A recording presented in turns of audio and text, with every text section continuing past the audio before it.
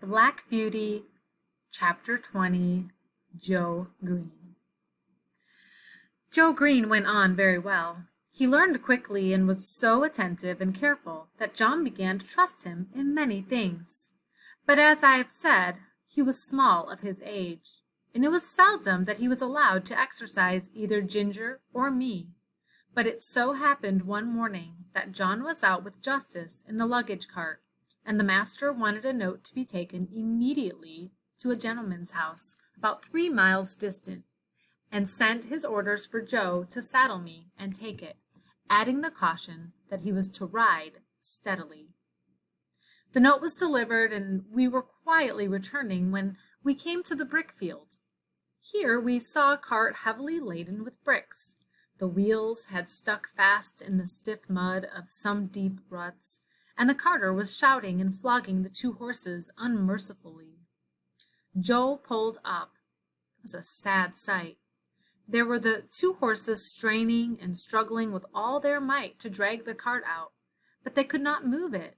The sweat streamed from their legs and flanks, their sides heaved, and every muscle was strained, while the man fiercely pulling at the head of the 4-horse swore and lashed most brutally.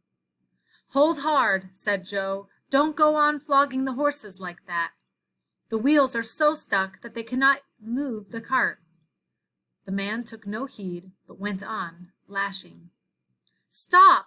Pray stop!" said Joe. "I'll help you to lighten the cart. They can't move it now." "Mind your own business, you impudent young rascal, and I'll mind mine." The man was in a towering passion and the worse for drink, and laid on the whip again. Joe turned my head, and the next moment we were going at a round gallop toward the house of the master brickmaker. I cannot say if John would have approved of our pace, but Joe and I were both of one mind and so angry that we could not have gone slower. The house stood close by the roadside. Joe knocked at the door and shouted, "Hello! Is Mr. Clay home?" The door was opened, and Mr. Clay himself came out. "Hello, young man, you seem in a hurry.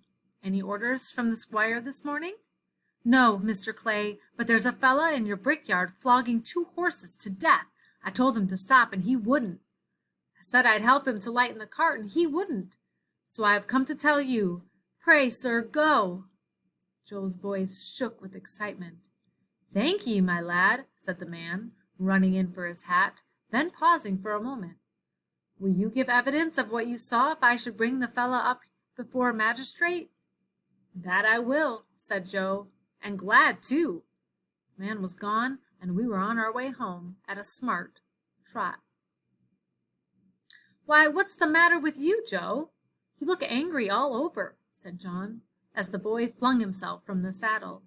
"I am angry all over, I can tell you," said the boy, and then in hurried, excited words he told all that had happened. Joe was usually such a quiet, gentle little fella that it was wonderful to see him so roused.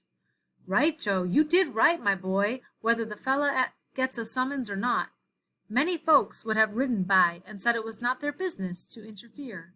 Now I say that with cruelty and oppression it is everybody's business to interfere when they see it. You did right, my boy." Joe was quite calm by this time, and proud that John approved of him, and cleaned out my feet and rubbed me down with a firmer hand than usual. They were just going home to dinner when the footman came down to the stable to say that Joe was wanted directly in master's private room. There was a man brought up for ill-using horses, and Joe's evidence was wanted. The boy flushed up to his forehead, and his eyes sparkled. "They shall have it," said he. "Put yourself in a bit straight," said John. Joe gave a pull at his necktie and a twitch at his jacket, and was off in a moment. Our master being one of the county magistrates, cases were often brought to him to settle, or say what should be done. In the stable we heard no more for some time. It was the men's dinner hour, but when Joe came next into the stable, I saw he was in high spirits. He gave me a good-natured slap and said, "We won't see such things done, will we, old fella?" We heard afterward that he had given his evidence so clearly that the horses were in such an exhausted state, bearing marks of such brutal usage, that the carter was committed to take his trial and might possibly be sentenced to 2 or 3 months in prison. It was wonderful what a change had come over Joe. John laughed and said he had grown an inch taller in that week, and I believe he had. He was just as kind and gentle as before, but there was more purpose and determination in all that he did, as if he had jumped at once from a boy into a man.